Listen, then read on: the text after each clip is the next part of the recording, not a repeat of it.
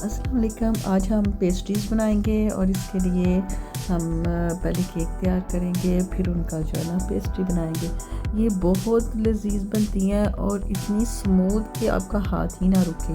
बहुत मज़े की बनती है, कोई मुश्किल काम नहीं है। इसके लिए आपने 3 एग लेने हैं, वनीला एसेंस लेना है 1 टेबल स्पून लेना है, टीस्पून, और इसको अच्छी तरह से ना मिक्स कर लेना। उसके साथ वो मशीन के साथ कर लेना।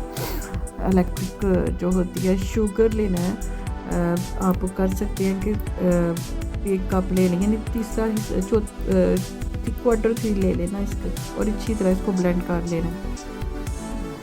ब्लेंड करके फिर इसको साथ ही आपने वेजिटेबल ऑयल डालना है, जो घर वाला ही ऑयल होता है वो वाला, और इसके साथ ही आपने इसको अच्छे से मिक्स कर लेना। यानी आपने ये इलेक्ट्रिक बीटर से आपने इसको मुसलसल करते जाना है। साथ ही आपने स्ट्रेन कर लेना है। उसके साथ आपने फ्लोर लेना है, यानी मैदा जिसको कहते हैं।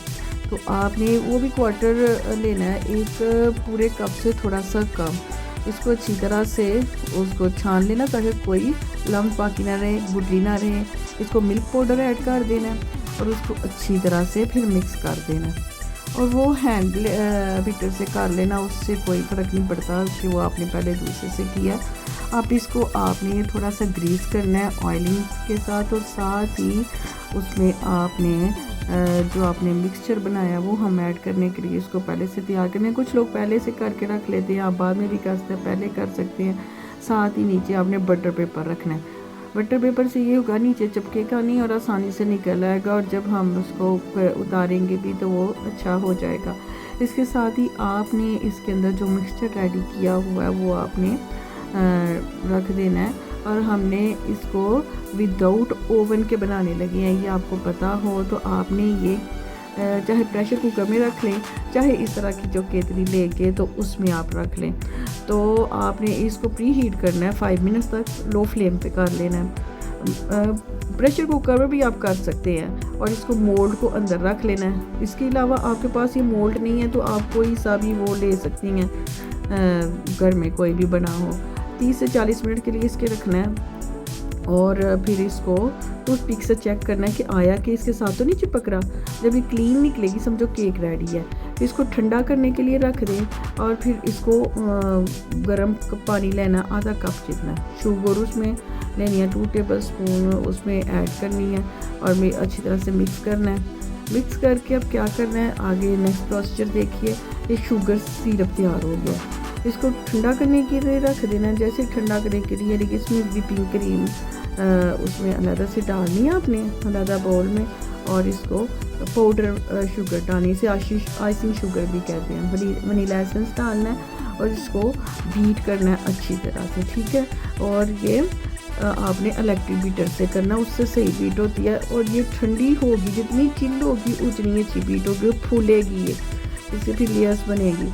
तो फिर इसके बाद आपने उसको, क्योंकि ठंडा हो गया होगा ना, तो इसको फिर अलग कर ले, इसके मोल्ड से अलग कर ले।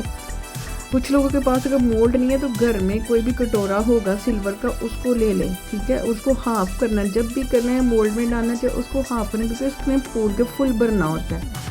जो ये कागज लिखा हुआ बटर पेपर, उसको उतार देना। उतार के देखिए कितना ये स्मूथ बना है। साथ ही आपने क्या करना है, इसको काट लेना है। ये जो कट करना है कि केक वाला जो नाइफ़ होता है ना उसके साथ काटना है, और आराम से कट जाएगा। धागे इसके साथ भी कटता है, मैं ये भी आपको बताऊँ, धागा बीच में रख के वो भी कट जाता है। ये जब उसके बन जाएंगे नरम से, तो फिर आपने उसके नीचे थोड़ी सी क्रीम रखनी है, फिर ऊपर ये लगा के ये जो आपने बनाया है ये आपने रख के, फिर वो जो ये आपने सिरप तैयार किया हुआ है ना अलहदा से जो हमने रख दिया होता है वो लगाना है, ठीक है। दूध भी लगा सकते हैं, मैं आपको पहले बता दूँ, दूध में भी आप थोड़ा सा चीनी डाल के वो लगा सकते हैं, विदाउट चीनी के भी लगा सकते हैं। फिर आपने क्रीम लगानी है इस तरह से। क्रीम को उसके साथ ही आपने उसको स्पैचुला से या छुरी से या किसी से भी आपने इसको फैला देना। फिर दूसरी लेयर रखनी है जो हमने काट के रखी हुई थी, शुरू में बताया था मैंने, धागे से भी आप काट सकते हैं इसको। इसके अलावा अब फिर हमने सिरप लगाया, तो फिर हमने इसके ऊपर जो है ना क्रीम लगाई, व्हिपिंग क्रीम आपने साथ साथ लगाती जाती हैं, ठीक हो गया। फिर जैसे व्हिपिंग क्रीम, फिर उसी को उसी तरह से सेट करना है।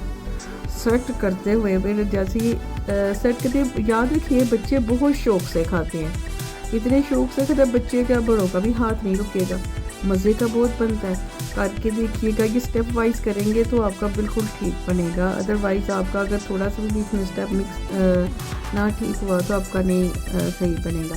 साइडों तो थोड़ा थोड़ा काट लेना, क्योंकि ये हो सकता है वो रफ रफ सा बने, लेकिन ये रफ रफ से अगर होगा तो वो देखने में खूबसूरती नहीं होगी। लेकिन अगर आपने घर में रखना है तो ज़ाहिर है वो साथ भी होगा तो कोई इतना मसला नहीं करेगा। लेकिन अगर आपने भाई ज़ाहिर है किसी के सामने रखना है तो उसको सफाई से करने के लिए आपने ऐसा करना है। शुगर स्प्रिंकल कर देनी, या कोई और भी नट्स भी आप कर सकते हैं, ठीक है। आप इस तरह से भी कर सकते हैं नट्स। आप इसको बीच में कट कर लें और इसकी पेस्ट्री टाइप्स आपने काटने लगे हैं आप, ठीक है। और वो भी आपने ये लेनी है नाइफ, अगर आपका केक वाला ही बड़े वाला होगा तब अच्छा सा ये बनना है। और इसी तरह से कट करके ये आपकी पेस्ट्रीज हो गई हैं रेडी। और ये क्या ही मज़े की, और रेफ्रिजरेटर में रख देना 2 से 3 घंटे के लिए। और देखिए कितनी स्मूथ रेडी हुई है और कितनी खूबसूरत लग रही है। और आपने जब ये खाना है तो आपका हाथ ही नहीं रुकना, देखिए ज़रा। और आपने इसको करना, हर बाइट पे आपके ये सब तारीफ़ ही करेंगे।